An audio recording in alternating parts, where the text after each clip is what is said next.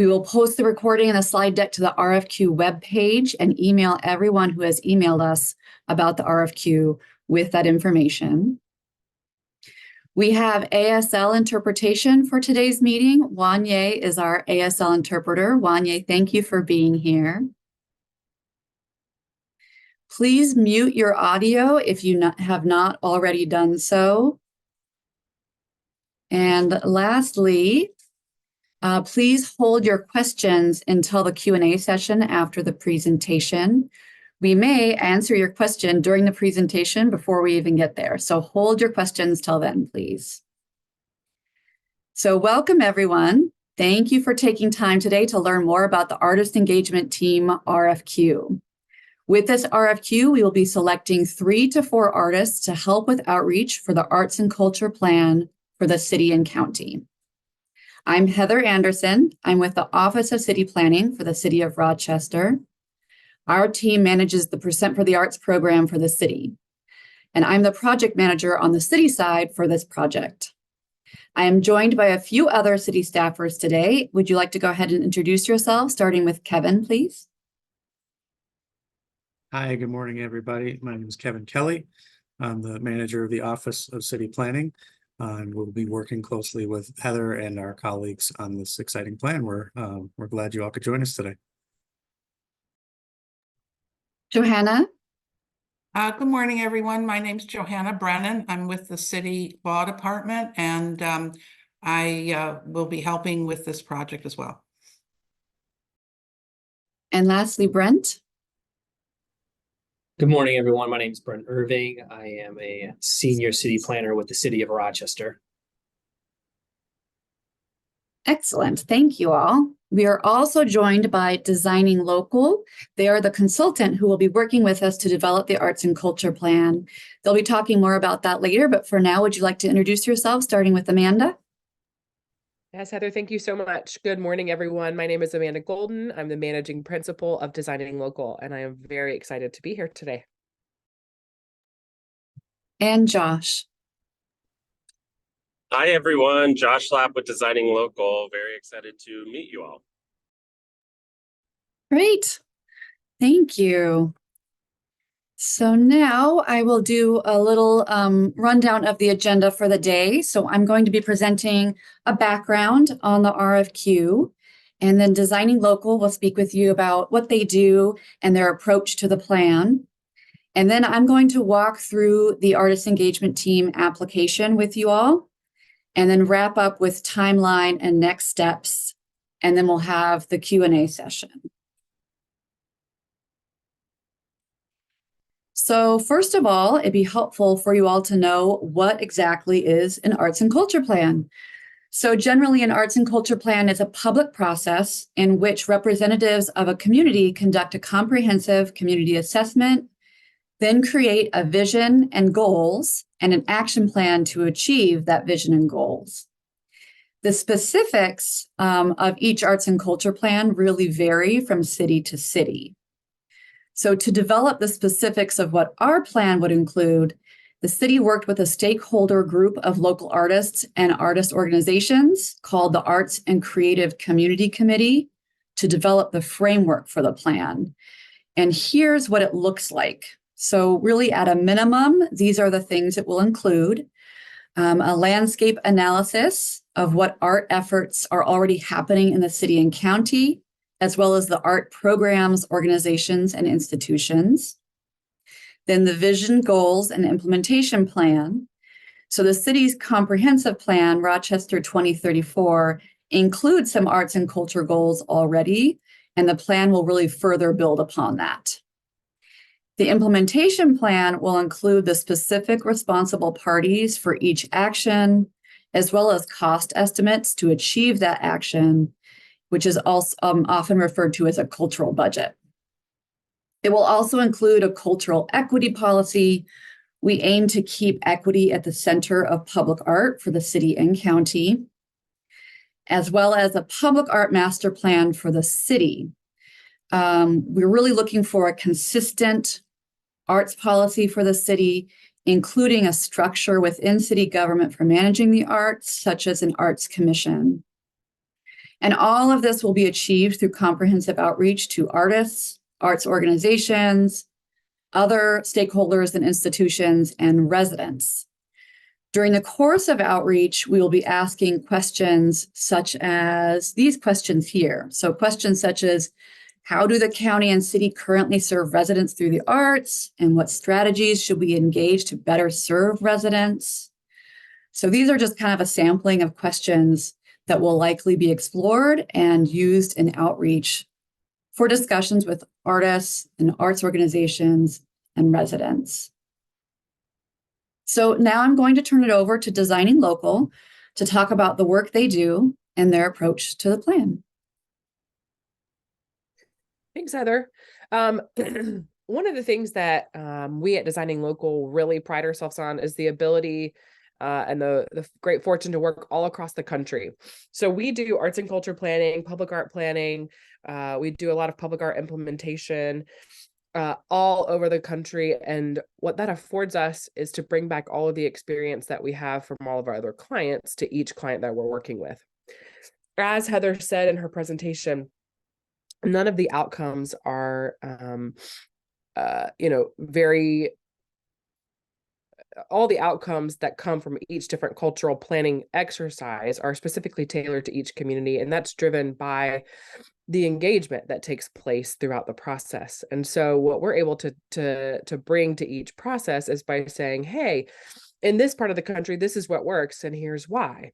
In this part of the country, here's what doesn't work, and here's why. And so we have a very broad range of understanding geographically what's happening in the rest of the country, and really what comes and will work in your different communities.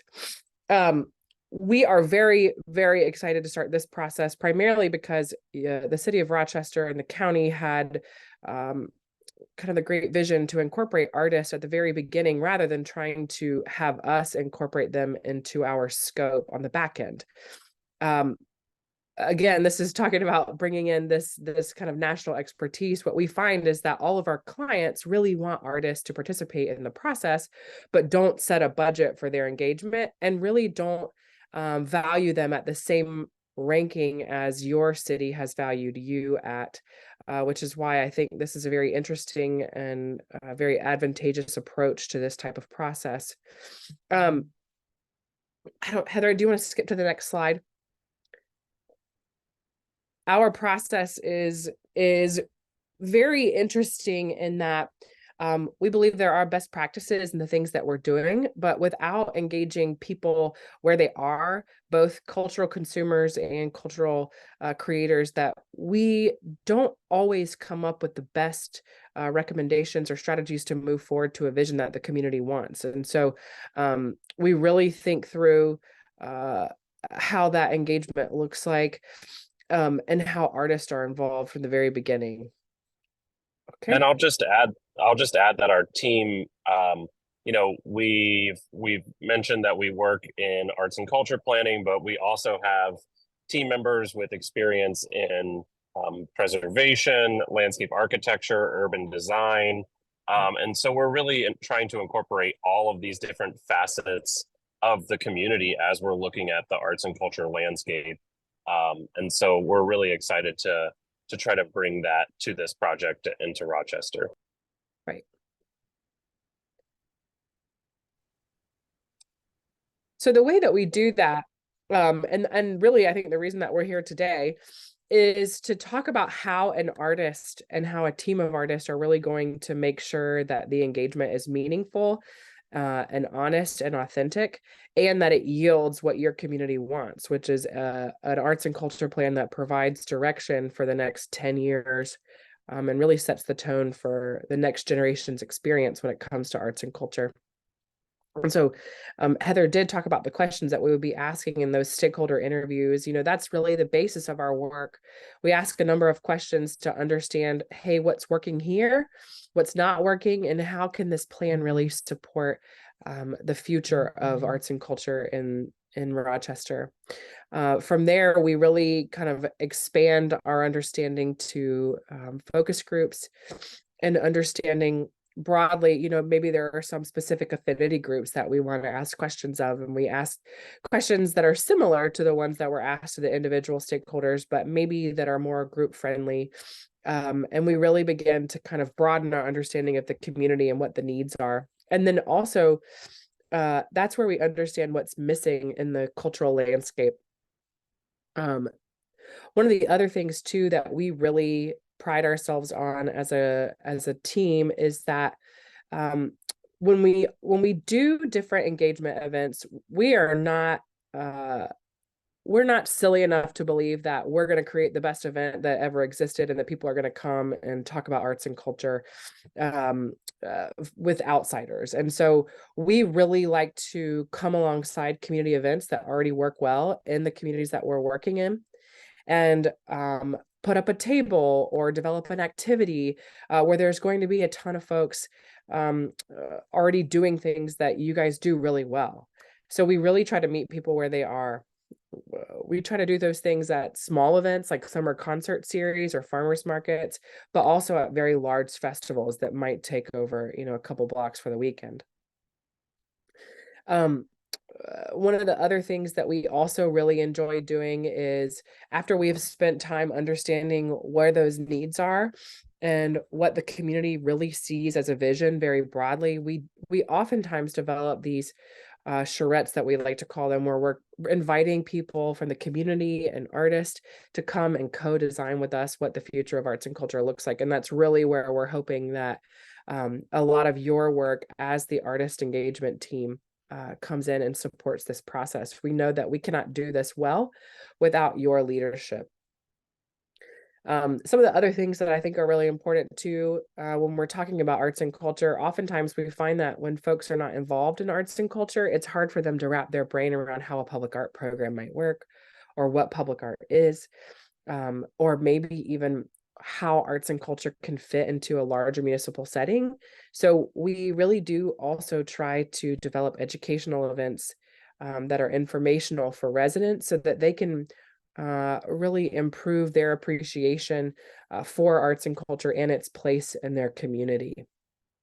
And then we've talked a lot about kind of our process, but, you know, really we're looking to you all to develop some really cool events that would get people in the door and would remove a lot of the barriers that exist, I think, in participating in conversations around arts and culture, but also general planning efforts in communities. We find that when artists are at the driver's seat of what those experiences are, people are a lot more interested and a lot more comfortable engaging with content that maybe they don't feel like they're the expert in. And so in our past work, this has looked like developing speaking engagements. We've done this really cool thing where we had different artists appear at all these different meetings, and each artist then was responsible for creating a piece of artwork that was built upon over the course of 10 to 15 meetings, and then it was unveiled when we unveiled the recommendations. We also have done things like temporary installations with an artist named Maker Jake in Brockton. He actually did this really cool installation of all these different shoes that celebrated the history of the community as the shoe capital, and really talked about all the different cultures that are living in Brockton today and how their impact on that community really thrive there. And then we also have done a number of participatory artworks as well, which we find to be very exciting and interesting to community members. Josh, is there anything else that you'd like to add to this slide? I don't think so. I think that's it. Just a little bit of an overview of what our engagement may look like and how we see an artist fitting into it. And we'll pass it back to Heather to get a little bit more detailed. Thank you. That was wonderful.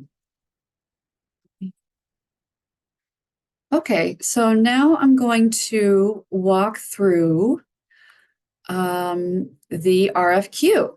So the artist engagement team work generally on if you look at the RFQ, the scope of services on pages 5 and 6, how we kind of categorize and describe the work is one is collaborating on a plan for outreach, which includes really coming up with the methods. I think Amanda just, that last slide really talked about a good variety of different activities and methods, of different outreach methods that we could use and will use in the course of developing the plan. The groups of people to engage, the number of activities, and then second, really conducting that outreach. So implementing the plan, tracking the feedback and the number of people engaged, and really working with the project team to synthesize and summarize that feedback. And when I say project team, I mean city staff, county staff, designing local, and these artists will be part of the project team for the plan. And then in the course of really doing these two things, regularly meeting with the project team and communicating with the project team about those things. And then with the next couple of slides, I had meant to talk about methods, but I think the designing local last slide really encompassed such a good variety of the methods that we could use. And it was a much prettier slide than this one. But I do want to just highlight the variety of art types that can be used, right, by artists in outreach. So whether you're literary, performing, or visual artists, we're really looking to you for your creativity to really develop more effective means of outreach, right? Because as planners, we get kind of stuck in this normal or typical box of outreach, and artists are just better at creating new ways of effectively engaging people. So the work, again, we are looking to select 3 to 4 artists. The rate of pay is $100 per hour. And depending on whether it's 3 or 4 artists selected, it'll be approximately for each person 75 to 100 hours of work for a approximate total payment of between $7,500 and $10,000 payment for the year, the calendar year. And about 2/3 of that time, so most of that time will be in this spring and early summer, with the remaining hours happening in the fall. And the idea is that we have in the spring and summer, it's really our big push for outreach, where we're getting all that information to really develop the draft plan. And then in the fall, we're going back out to the community with a draft plan to get feedback on the draft plan. So who are we looking for the team? The eligibility is pretty simple and straightforward. It's artists who live in the city or have an art studio in the city. And that website, which is also in the RFQ on page 3 under eligibility, is how you can find out if your home address or your studio address is in the city. There's a lot of confusion among some people of where that city boundary is. So please do look on that map and make sure that you understand where the city boundary is and whether you are in the city. But generally, we're looking for artists with experience, either experience in community engagement or artists who are just excited to use their skills for community engagement. And again, there's a variety of ways you can do that. You might be facilitating a meeting through your art, or you might be doing print material through art, or there's just a wide variety of ways you can do that. A couple important notes. This is to clarify, this is not a call for art, right? We're not actually trying to commission public art here. Really, outreach is what people will get paid for. In the course of doing outreach, it's possible that art will be created, that artists can create art, and we're excited for that potential. But really, we're talking outreach is the primary goal here. And this is not a call for feedback on the plan. There will be a lot of opportunities for artists and residents to give us feedback on the plan, on the substance of the plan. What we're looking for is to actually hire people to help us get that outreach from residents and artists and arts organizations and others. So now I'm going to walk through the application. Please do not complete the application before reading the request for qualifications. It's really going to help you have a successful or a more effective application if you read the request for qualifications before. So the first part here is just basic information. The home address and art studio address, of course, are important for determining eligibility. The next part is about your availability. We really want to stress here that if you say no to this question, that it does not necessarily disqualify you. The next question is really where you can tell us what your availability is.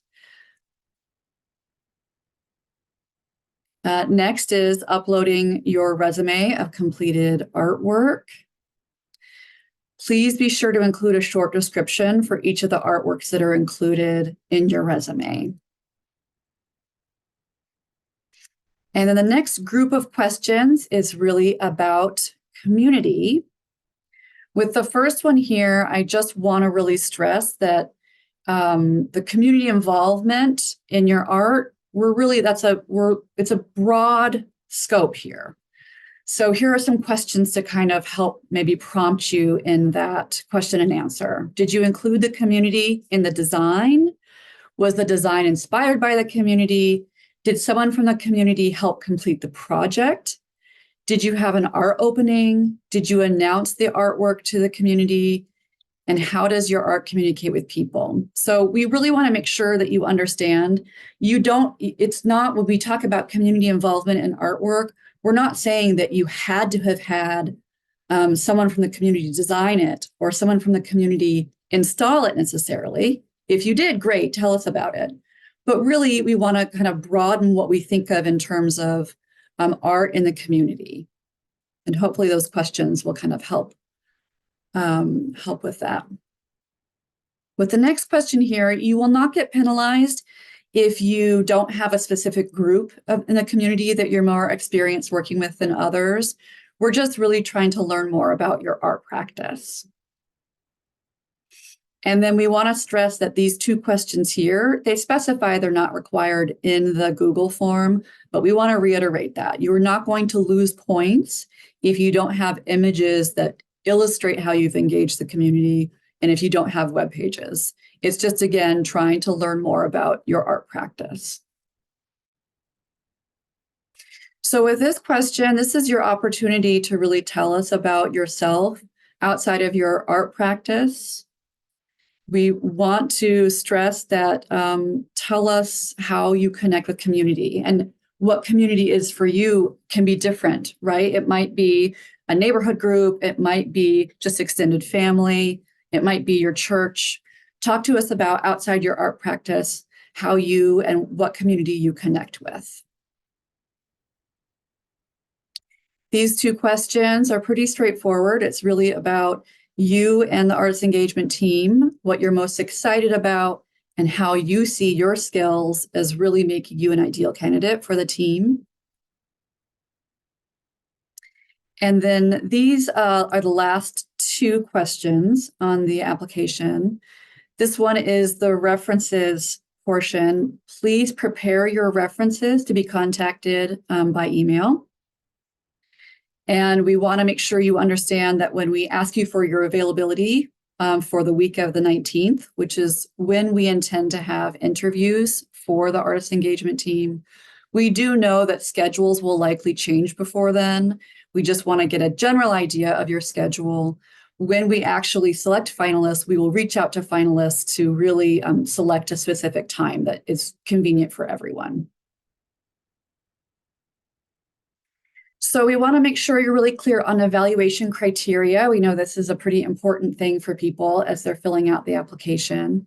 We have these three general scoring categories. One is experience. So it's your relevant experience in providing same or similar services. The second is vision and enthusiasm. So how well your interests, skills, and experience support your ability to perform the outreach work. And then lastly is references. So your references response on your ability to complete projects, or your experience as an artist in general, or your experience in community is what that category is about.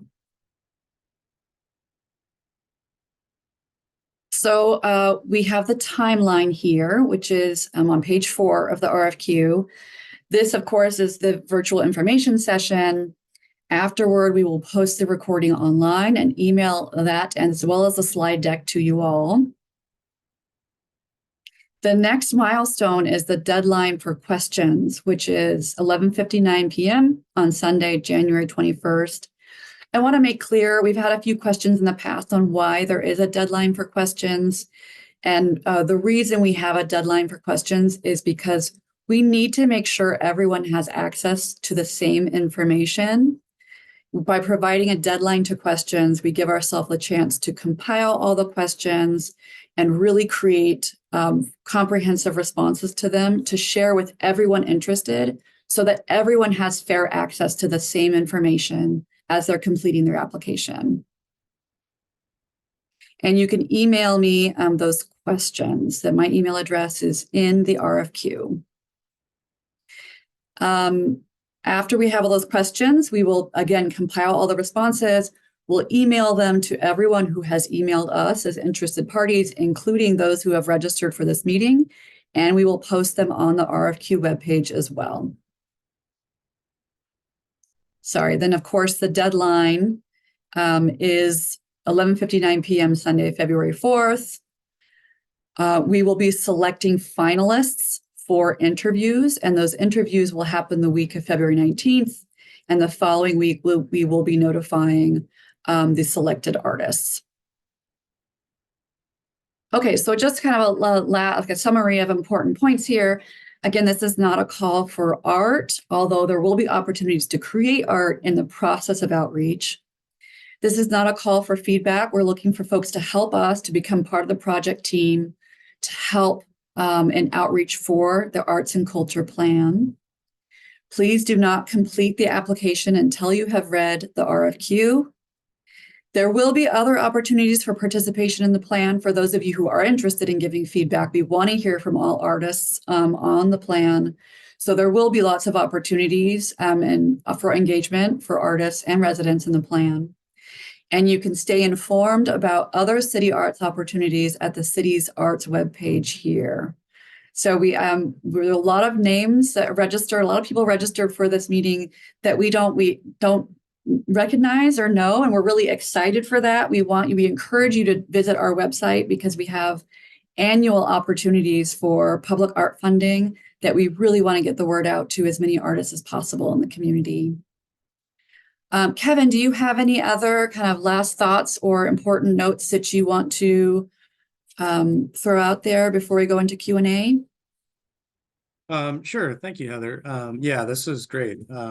Hopefully this is really useful for everybody. Just a few other things to emphasize or point out.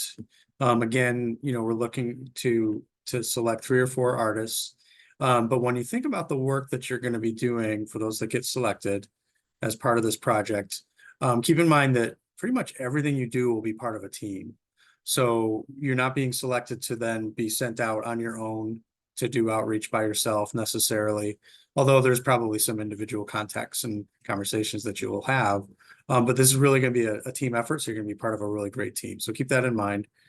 One sort of point about the location that I'll mention about whether or not you are located in the city or not. I know this is sometimes a point of confusion as people think of their zip code. There are many zip codes in this area that are a Rochester zip code, but people are not actually located in the city. So for example, all of the town of Irondequoit, most of the town of Brighton have Rochester zip codes, but they're not in the city of Rochester. So hopefully pointing that out might save some folks time if you happen to be in that camp. Unfortunately, if you are not located within the city of Rochester, even if you have a Rochester zip code, you would not be eligible to apply. So just want to clarify that in case that ends up saving anyone the trouble. And then lastly, and Heather, I apologize if you mentioned this, but I'll just reemphasize it, that we will be posting the recording of this video on the website, the cityofrochester.gov/arts, including a posting of the slide deck that is part of this as well. So if you weren't sure about something, want to revisit anything, you can go back and watch the video or check out the slide deck. So thanks. Thank you, Kevin. So now we are ready for questions. With this large of a meeting, we are asking people to enter their questions into the chat box. I'm going to stop sharing. And be patient with me for just a moment as I open the chat.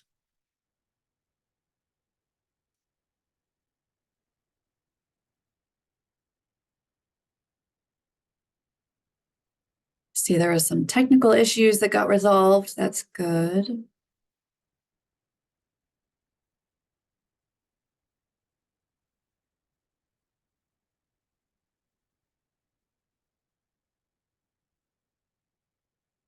Okay, I see a couple people just comments. I appreciate the focus on reaching out to community for engagement.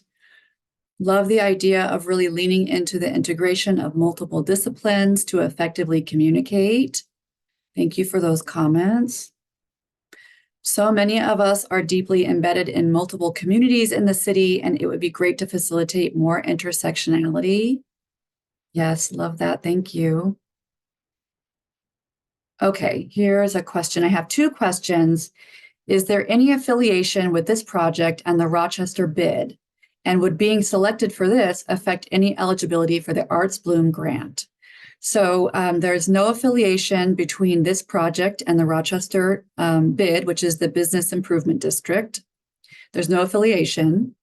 And selection for this would not impact eligibility for Arts Bloom. So you're welcome to apply for both, and you would be eligible for both, regardless of if you got selected for one. Is it okay to collaborate with someone outside the zip code? Kathy, do you want to come off mute and maybe clarify what you mean by that? I am not sure who you'd be collaborating with. I have a friend here who she is from Irondequoit, Gina. Hello. Would it be acceptable for someone like myself to collaborate with Gina? Outside of the zip code. So I have some experience in this area, but I'm not a city resident. But if I collaborated through Dee Dee, would that be okay? Or Kathy, her name is Dee Dee. So, okay, I think I understand. So I think, so to apply for the artist engagement team, you're applying as an individual. You're not applying as more than one person. And to be eligible as an individual, you have to be either live in the city or have a studio in the city. So we're not really, although we're looking for 3 to 4 artists, we're not looking for people to apply in groups of people. Does that make sense?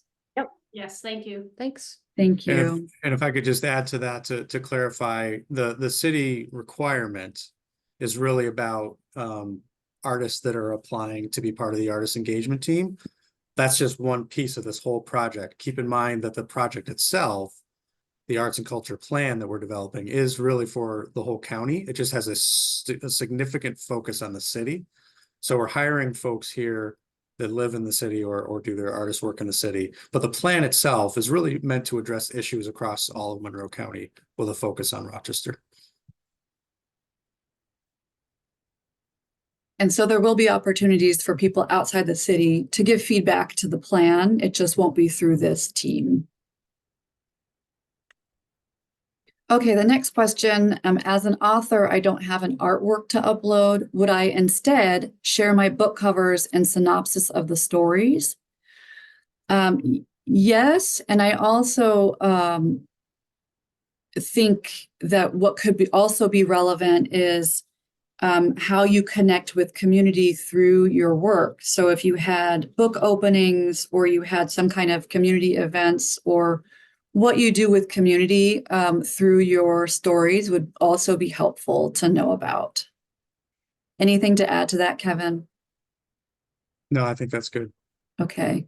Or Amanda or Josh, please feel free also to chime in there if you have any insights.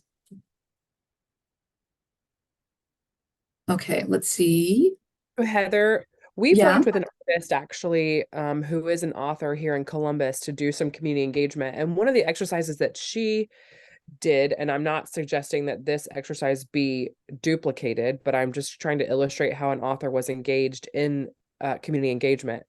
she developed a series of poetry and put different lines of poetry on these different like bricks, and then those were placed throughout the community, and then they were brought back together for an exercise, and then the bricks were reorganized and used as part of a dialogue around kind of what identity was in that neighborhood specifically.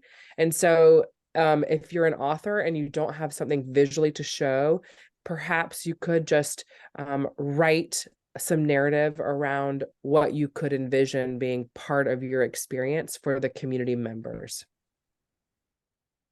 That's wonderful. Thank you.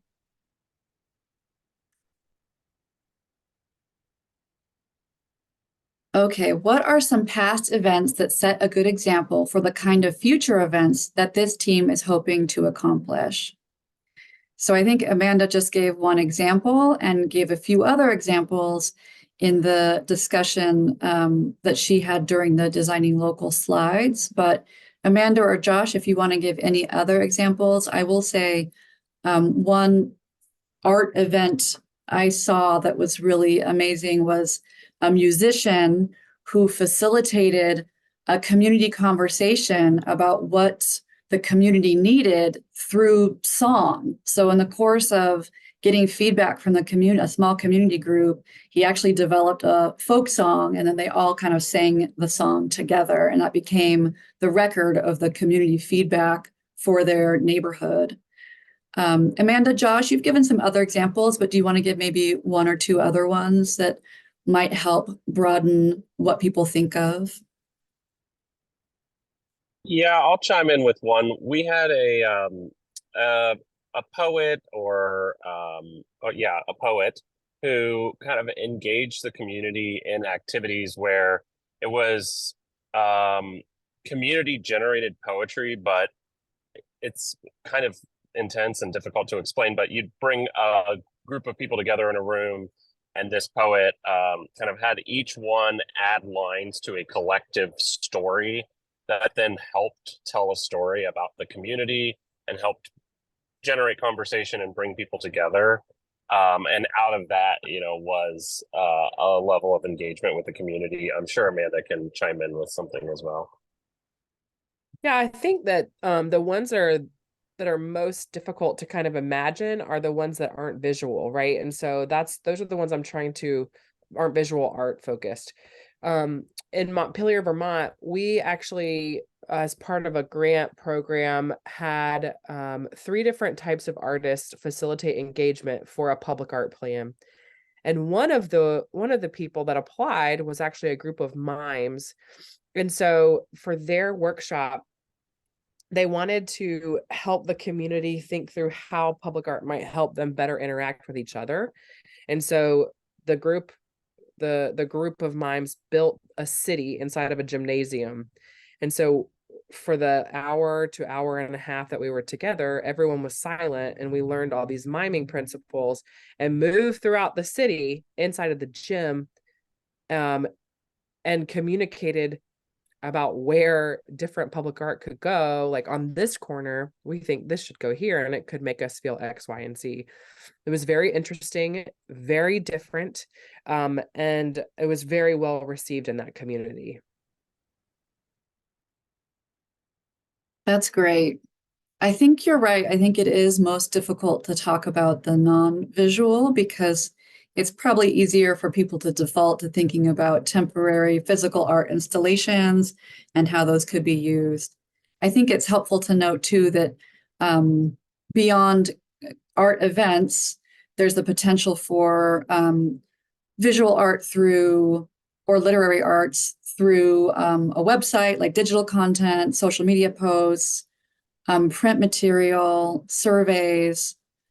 Surveys are a tricky thing. Like, how can we be more effective in delivering and getting responses through surveys? So those are other methods that we could use your creativity on.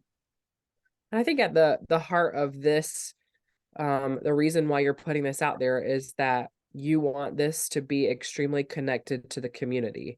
And without artists, the connection will not be as strong, and it may only be surface. And so we know that the artist bring a very different level of care than just people like us who are planners while we care a lot about what we're doing, we're not artists and we don't have the same connection to the community that you do. And the other thing that's great about engaging artists is that you see the community in a very different way than people who are, like myself, a planner. So at the heart of what we're doing and why we're doing it is that we see you as a key player and a key actor in making sure that this cultural plan becomes something that is both accepted and adopted and excited from the very grassroots level all the way up to the city level and what I hope to be your elected officials level. So that's really your role. And so I would encourage all of you, as you're thinking about your application, to just kind of use that as your backstop and really kind of dream about what you might want to do, because I think that even this is kind of putting some parameters around how you might engage with us by us showing examples and sharing examples. But I know that you're probably all sitting here thinking like, oh, I've got this idea and this idea and this idea. Those are the things that we really want to tease out. Thank you. Yeah, I think that was a challenge, and we want to give examples, but don't want to make you think that what your response is limited to those examples, right? That's the challenge. Uh-oh.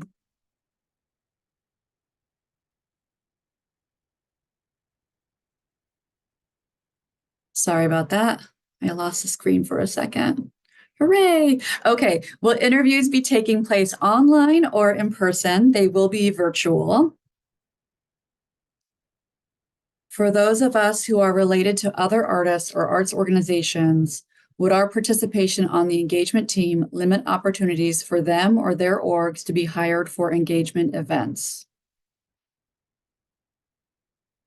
And will there be opportunities for other artists, arts organizations to be hired for specific engagement events?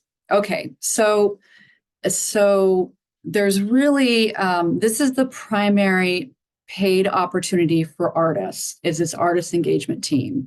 So we're looking to select 3 to 4 artists to help us with outreach. There won't be any other paid opportunities as part of outreach with the artist engagement team. There will be stipends available for certain meeting participation outside of this. But there won't be we're not going to say if one of the artists is doing a community art event, we don't have any set plan to spend additional money to hire another organization to do something. This is really it right here, is we're looking for 3 or 4 artists with this $30,000. Does that answer your question, Kel?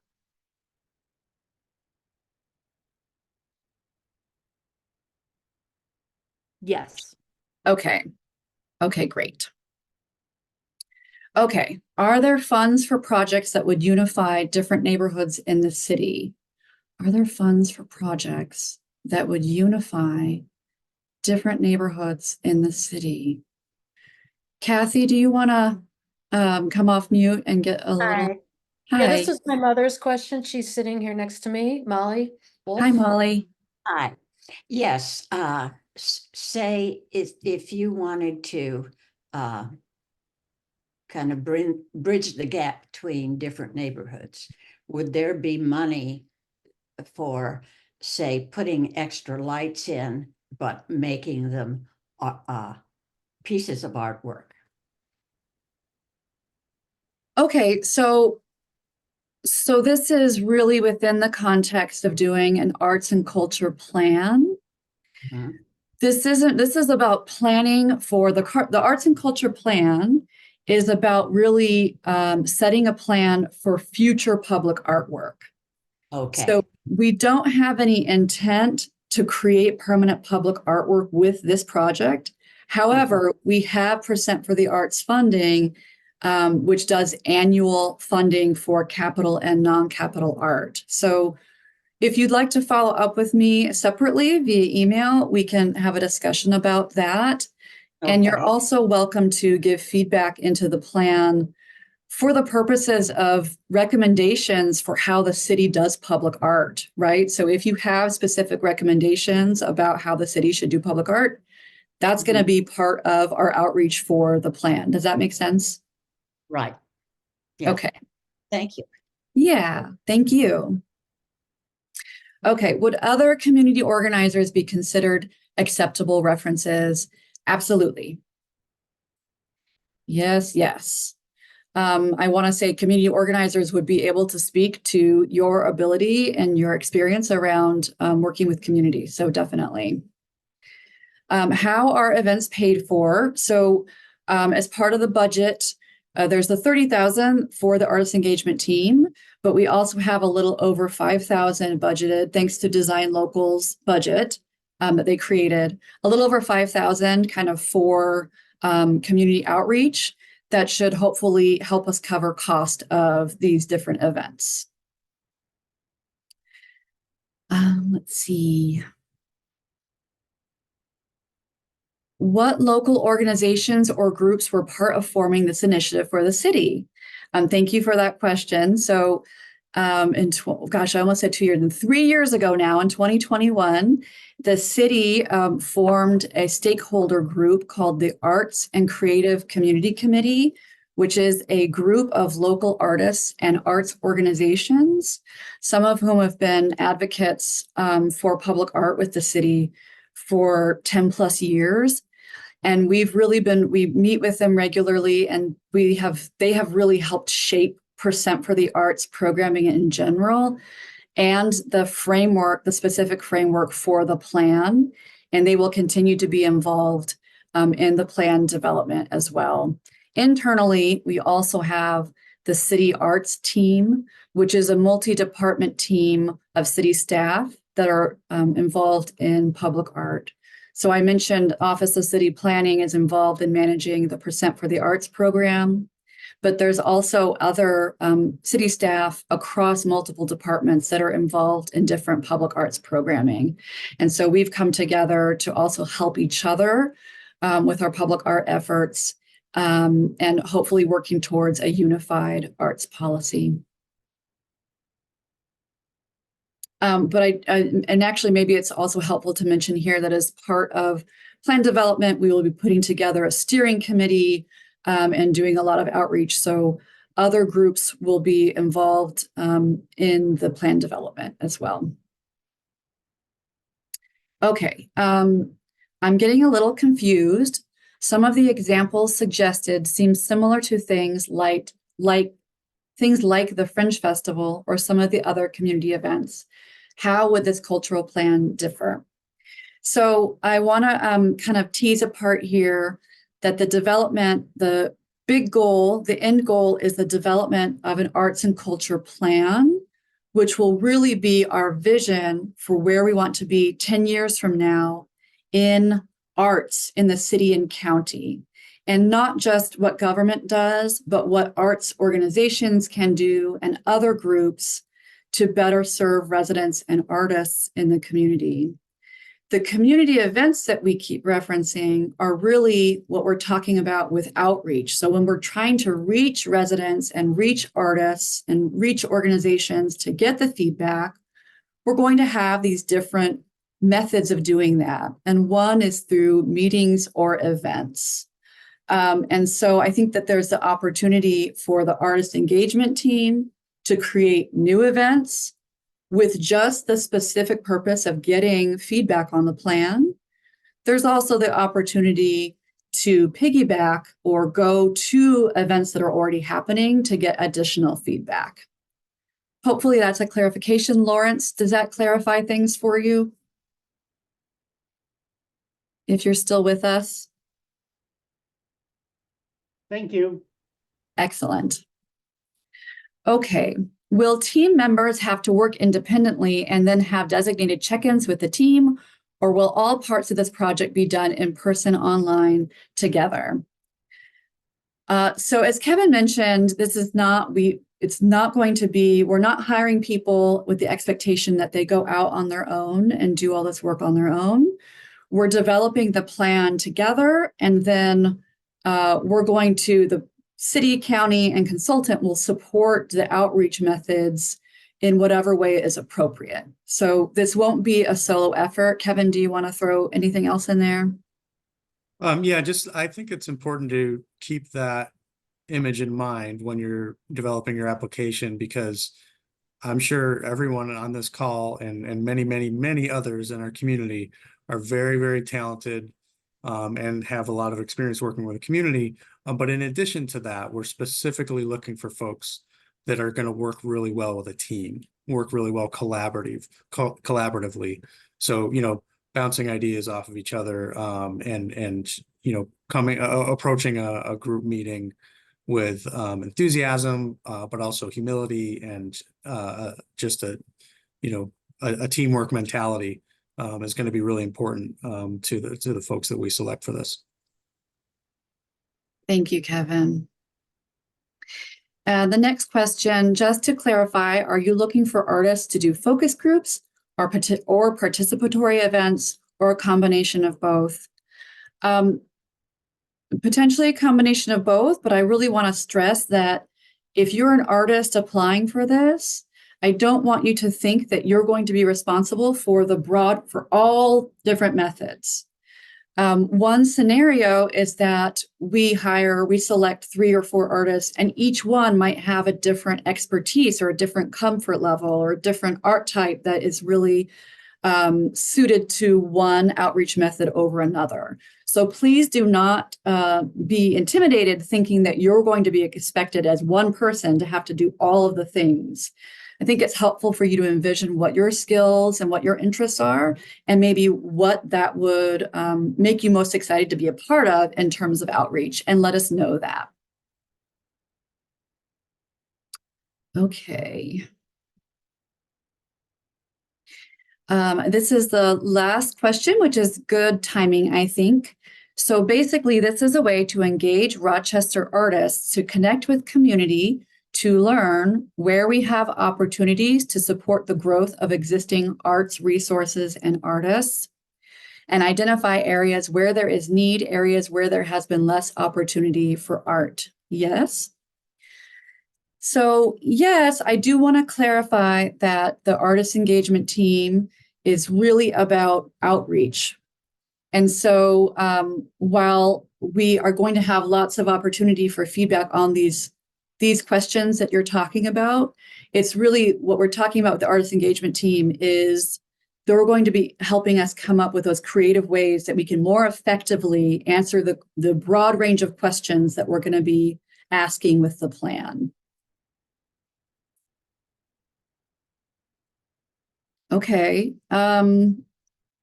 Kevin, Johanna, Amanda, Josh, any last words before we close the meeting? This is great. That was the last question. We actually got to all the questions. It's 11:57.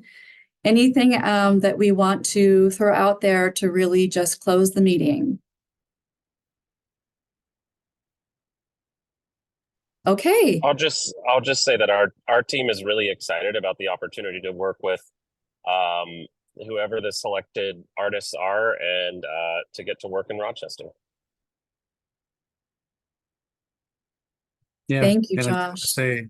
wanted to say thank you to everybody for joining us today. And again, we'll post this video recording and the slide deck to revisit. And there's of course opportunities to send additional questions directly to Heather.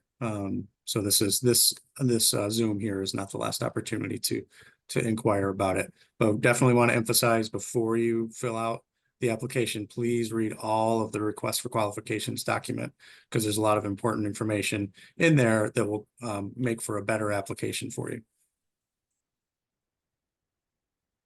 Great. Thank you all. Have a great week, and I look forward to continue conversations. Please feel free to email me any other questions you have. Have a great rest of the week. And thank you, Wanya. You're the best. Yeah, Wanya, thank you. Thank you. Of course.